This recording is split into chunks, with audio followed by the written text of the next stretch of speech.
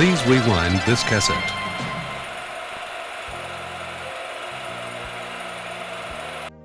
Where do you go when the record is over?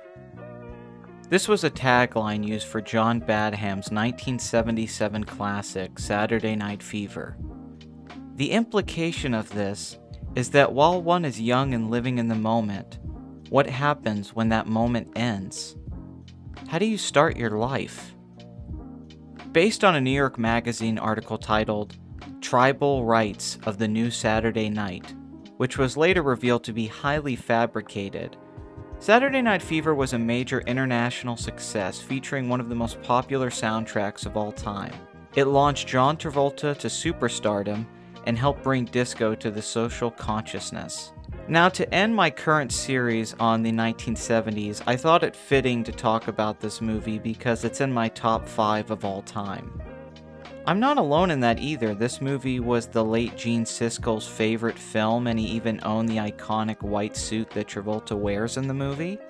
This is one of those weird films where I think a lot of people have an idea of what it is, but they've never actually sat down to watch it. I figure most people think it's more like a musical with a lot of dance numbers and cheesy dialogue.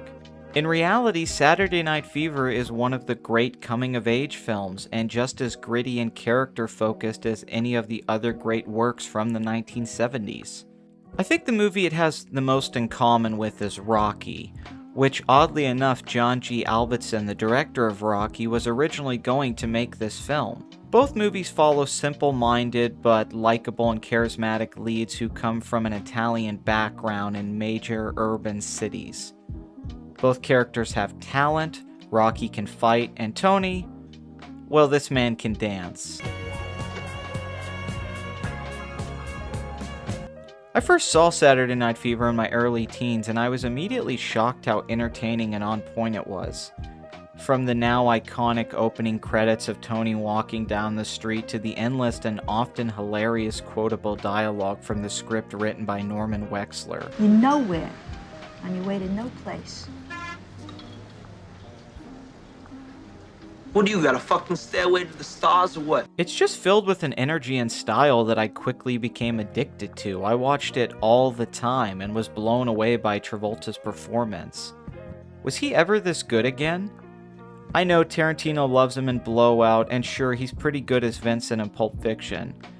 But this is the only time I ever thought Travolta got completely lost in a role. You totally buy him as this guy, and the performance is filled with so much nuance and detail that it still holds up as one of the best I've ever seen.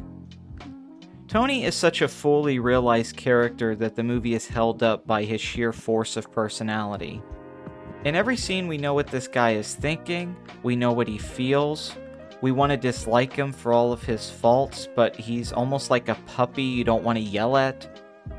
He wants to be better, but his misfortune in life is keeping him from getting there. Badham does amazing work as the director. Originally wanting to shoot the dance numbers in close-up, Travolta convinced him to go into wide shots and show off the choreography.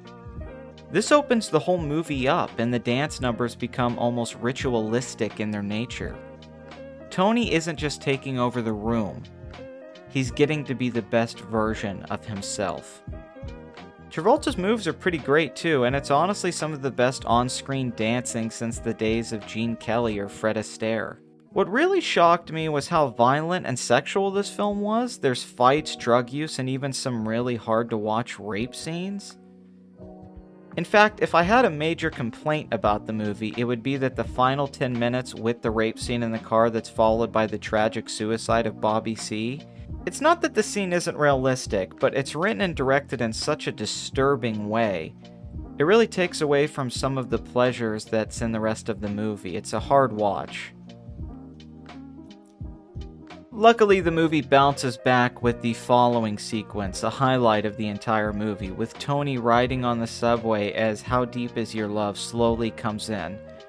This shot of Tony with his eyes closed as the lights come in and out on his face, it's just pure cinema, and left a major imprint on me at a young age. This is the moment of calm as Tony rethinks his entire life and makes the decision to leave everything behind him. It's such a moment of release because before this, we're not really sure what's going to happen to him, or if he has any chance of actually getting out. We need to talk about Stephanie for a second, the often most criticized part of this movie, not only for the writing of the character, but the casting of Karen Gorney in the role. I get the complaints, but I think Steph's lack of self-awareness mostly works. She's trying to be something she's not, a cosmopolite, a person of class and knowledge of culture. She's really the same as Tony, but at least she's trying to be something better than that. Without her, nobody would be there to inspire the change in him. So while I get that she's annoying, she's also crucial to the storytelling. The biggest issue, though, is the romantic element between the two of them. It's hard to see why Tony would like this girl so much, and I think it would be better if they were just friends. Luckily, the movie comes to a similar conclusion by the end, but on surface, they just don't have a lot of natural chemistry. What about the supporting players? Everyone else is terrific, from Barry Miller as Bobby C to Tony's family, which are best used during the amazing dinner table scenes. Some of this stuff feels like proto-Sopranos, with the simple family meal always on the edge of turning into a heated confrontation. Where are you going? Hey, the shirt, wash the shirt, stupid! I love all the little things in this movie, like when some girl kisses Tony and refers to him as Al Pacino. Later on, he's getting ready in the mirror with the Serpico poster in the background, and he starts to get carried away with this comparison and doing quotes from Dog Day Afternoon. There's also the amazing stretch of the story where Tony's older brother comes in, who's a priest, and he comes to tell the family that he's going to leave the church. This is a way of letting Tony know that the paths in life are never set in stone, and his parents' idealistic view of his brother isn't who he actually is. All of these elements just contribute to the character study at this movie's center. It's about lost youth giving themselves away to the sound of the future, hoping it will guide them to someplace better. The club they go to is called 2001. This is a pop art masterpiece, and one of the most rewatchable films I've ever seen. Not only is it not dated by being from the 70s, it's made better by it. Going only by the title, you might think that a movie called Saturday Night Fever, starring John Travolta as the king of the disco dancers, would turn out like a shotgun marriage between an old Elvis Presley flick and Welcome Back, Kotter. But it doesn't. In fact, it's one of the best movies of the season, a real sleeper and a big surprise. Travolta turns in a great performance as a tough Brooklyn hardware clerk who doesn't get along very well, to say the least, with his family. Oh, it's a very entertaining picture, and I think when I see a picture like this, I realize, hey, it isn't that tough to make a good movie. All it has to have is stuff that's real. That dinner table scene, it's a little broad with the hitting going around in the circle, but that kind of thing does happen. And the dancing, all they did is capture a world that we haven't seen before. They go into this disco, and you find out that somebody really gets off on dancing. It's a very real kind of picture, and I like it just for that. Now back to that tagline.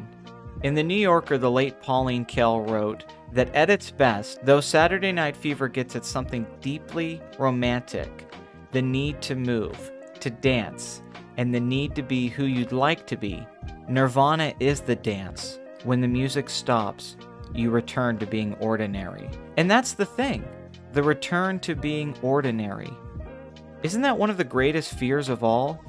To not be as special as you think you are? Or at least you would like to be? Is losing yourself to dance, and not just a literal dance, but the metaphoric one of escape from oneself, the only way you can rise above the disappointments and limitations of existence? On the surface, the movie itself might not seem that deep, but it actually does tap into something very universal and appealing to those who dedicate themselves to any sort of skill or artistic goal. It's the need to transcend, to feel more deeply, and to find purity in that is the most impure, yourself. Disco was supposed to be the music of the future, and in many ways, that's what it became. Tony is going to this club not only because it promises the future, but that it's his only chance at one. This is one of the most honest and accurate depictions of the kind of places that keep the young trapped. Siskel said that Saturday Night Fever makes movie making seem easy. And when I think about it, that's always what kind of draws me to it. How does it all seem so effortless and free? I'm not exactly sure how they pulled it off, but in trying to figure it out, that's why I keep going back to it after all these years. Even if I gave up dancing a long time ago. So long until then, we'll see you at the movies.